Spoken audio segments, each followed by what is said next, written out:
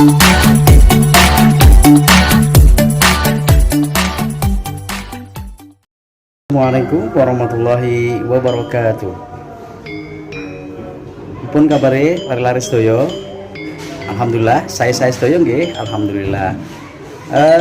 Saderengipun pembelajaran basa Jawi ing enjing menika kawiwitan, monggo dipun waos sesarengan waosan basmalah sesarengan.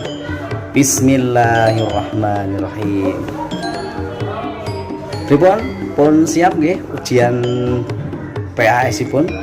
Lah dinten iki insyaallah mengke pasinaonipun nggih menika nyiapake kanggo ujian PAS minggu ngajeng. Nah, saiki ayo padha dieling-eling bab-bab apa sing wis disinau ing semester iki. Bab siji apa cah? Sesorah kuwi nek ngun basa Indonesia jenenge apa cah? Pidato ngangge basa Jawi kasebut sesorah.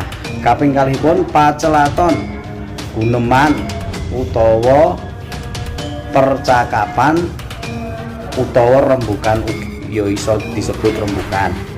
Lah mengko ben do paham tinggo nambahi latihan soal, iso digarap latihan soal lewat Google Form iki ya cahyo.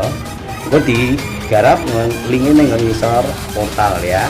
Pokoke nek linke aja lali diklik latihane ditambah ngon kisi-kisi ana rangkumane.